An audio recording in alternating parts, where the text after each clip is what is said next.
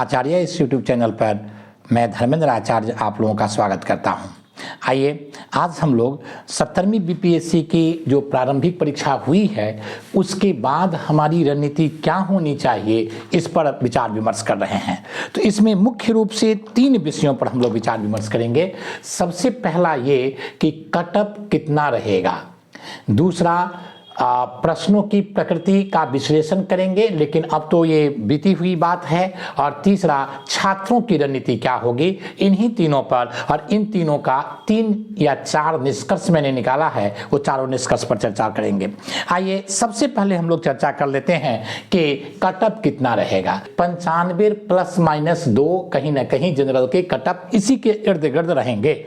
हो सकता है एक आध इधर 97 चला जाए, हो सकता है कि 93 आ जाए, तो इस तरह से 95 ±2 के संदर्भ में रहेंगे।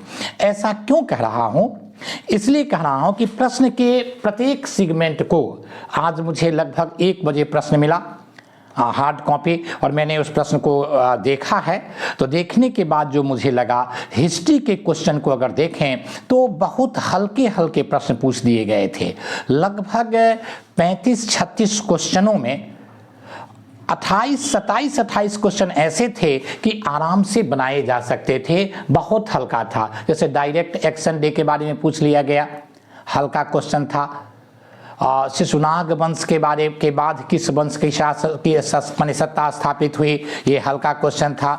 इसी तरह से कई क्वेश्चन आप देखेंगे तो हल्के हल्के क्वेश्चन वहां पर डाल दिए गए थे, और उत्तर आप लोगों को देखे ही होंगे, पता ही लग गया होगा।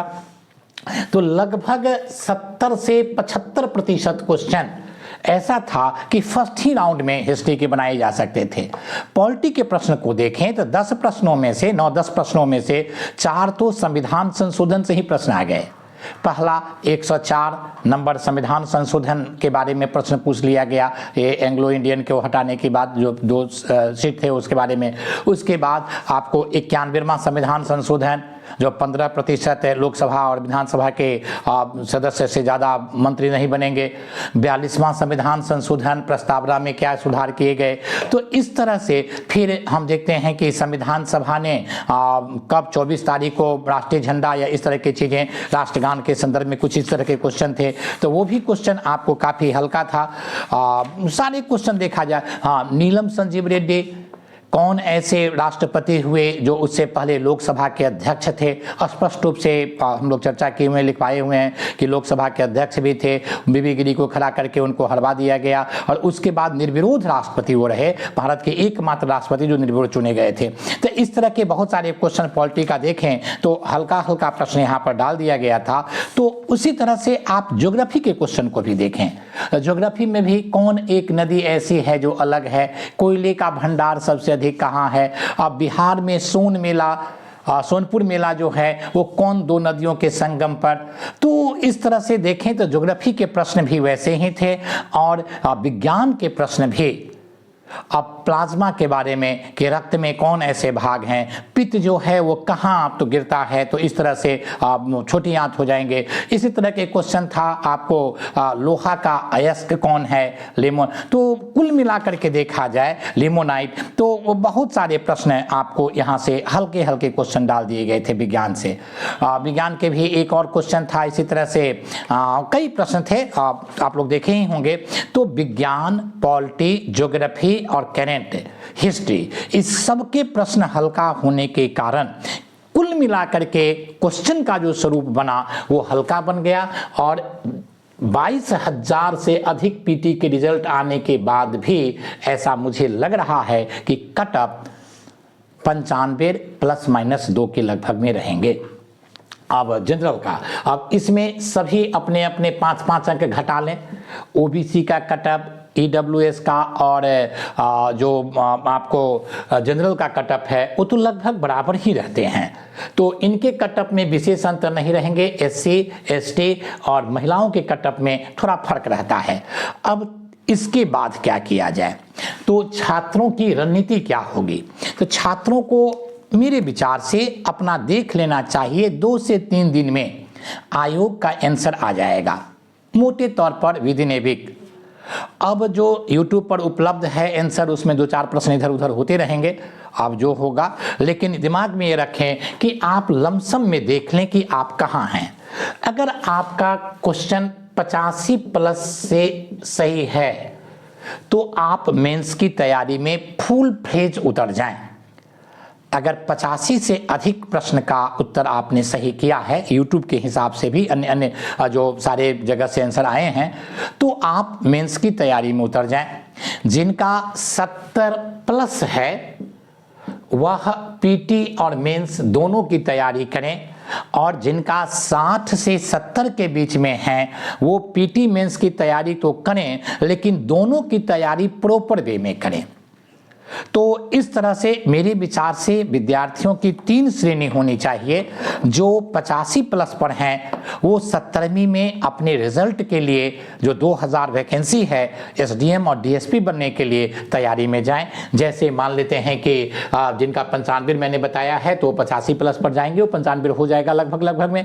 जिनका मान लीजिए कि ओबीसी में है तो 5 घटा दीजिए, 80 प्लस में है, एससी में और 5 घटा दीजिए, 75 प्लस 70 प्लस में है, और जो ईडब्ल्यूएस वाले में है वो 80 प्लस पर। तो मोटे तौर पर एससी के लिए 70 प्लस, ईडब्ल्यूएस के लिए, ईबीसी के लिए 75 प्लस, ओबीसी के लिए 80 प्लस और जनरल के लिए 85 प्लस। लड़कियों में इस सब में 5-5 अंक घटा दिया जाए। इतना अगर है तो प्रॉपर वे में मेंस की तैयारी में जाएं। मेंस की तैयारी प्रॉपर वे में जाए का अर्थ यह हुआ कि कल ही से वह उत्तर लेखन पर काम करना प्रारंभ कर दें। अपनी रणनीति को 2 भाग में विभाजित करें। पहला आंसर राइटिंग और दूसरा मेंस की बेसिक समझ। तो जो पाठ्यक्रम मेंस का है उसमें आप लोग जानते ही होंगे जीएस 2 पेपर में है और निबंध है, तो इसकी चर्चा हम लोग जस्ट कल वीडियो मिल जाएंगे, उस पर चर्चा करेंगे। तो मेंस में आपको मुख्य रूप से हिस्ट्री, उसके बाद है पॉलिटी के बाद इको, और उसके बाद ज्योग्राफी के बाद करेंट, स्टैटिक्स और उसके बाद साइंस टेक। मुख्य रूप से यही आपको विषय रहेंगे। यहाँ से प्रश्न पूछे जाएंगे। 114 नंबर के क्वेश्चन हिस्ट्री से रहेंगे, उसके बाद आपको पॉलिटी से रहेंगे, उसके बाद आपको ये करेंट से रहेंगे, और उसके बाद इकोनॉमिक्स और ज्योग्राफी से रहेंगे। बाकी जो शेष रह गए विज्ञान और प्रौद्योगिकी, इससे 72 नंबर के प्रश्न, और सांख्यिकी से भी 72 नंबर के प्रश्न पूछे जाएंगे। तो इसकी चर्चा हम लोग अलग से करेंगे। तो आधा समय बेसिक मेंस की तैयारी पर दें और आधा समय आंसर राइटिंग पर दें। कम से कम 85 प्लस जिनका क्वेश्चन है, और इस तरह से हर एक कैटेगरी में अलग अलग, एससी में 70 प्लस, 75 प्लस, 80 प्लस, 85 प्लस, वे लोग जो हैं वो 2 प्रश्न का उत्तर प्रतिदिन लिखें। क्या लिखेंगे अगले वीडियो में हम चर्चा करेंगे। जिनका 70 से 80 के बीच में है उनको मोटे तौर पर 2 तरह के कार्य करना चाहिए।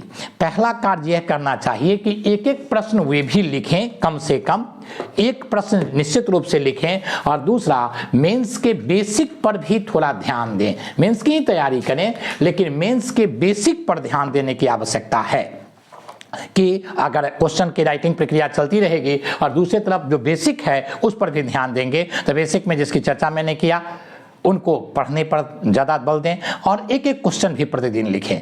एक एक क्वेश्चन प्रतिदिन लिखने का अर्थ हुआ कि एटलीस्ट फर्स्ट पेपर का एक क्वेश्चन और सेकंड पेपर का एक क्वेश्चन। जिनका 85 प्लस है वो हर एक सेक्शन के एक एक क्वेश्चन लिखें। तो इस तरह से, और जिनका 60 से 70 के बीच में है उनको क्या करना है कि मुख्य रूप से वे चिंता न करें, दिमाग में ये रखें कि 71वीं में वर्क करना है और उसमें प्रॉपर वे में हमें टॉप करना है।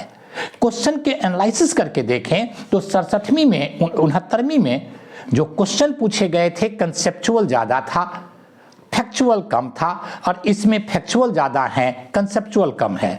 तो किसी भी प्रकार के प्रश्न आ सकते हैं और उन सभी चीज़ों के लिए हमें तैयार होकर के जाना पड़ेगा। तो इस तरह से 71वीं के लिए लग जाएं। पीटी की भी काम करें जिसमें फैक्चुअल और कंसेप्चुअल दोनों, और मेंस की भी काम शुरू कर दें, क्योंकि उस समय 2-3-4 महीना का जो समय बचता है उसमें मुख्य रूप से लिखने के लिए ही समय रहता है। तो निष्कर्ष यह कि 60 से 70 वाला प्री कम मेंस पर वर्क दे, करें 70 से 80 वाले जो हैं वो आंसर राइटिंग की प्रक्रिया से जुड़ जाएं और 85 से अधिक वाले जो हैं, जनरल के लिए मैं कह रहा हूं, ओबीसी के लिए 80, एससी के लिए 75 और जो ईबीसी के लिए 75 और एससी के लिए 70, वो कम से कम मुख्य रूप से आंसर राइटिंग में लग जाएं। 5-6 प्रश्न प्रतिदिन लिखें और जो कंसेप्चुअल चीज़ें हैं उनको समझने की, क्लियर करने की कोशिश करें। तो इसी तरह की रणनीति मुझे लग रहा है कि ज़्यादा फ्रूटफुल रहेगा। इस पर अलग अलग से क्वेश्चन के हिसाब से कल हम लोग मेंस पर वर्क करेंगे और पीटी के लिए ही वीडियो जाते रहेगा। बहुत बहुत धन्यवाद।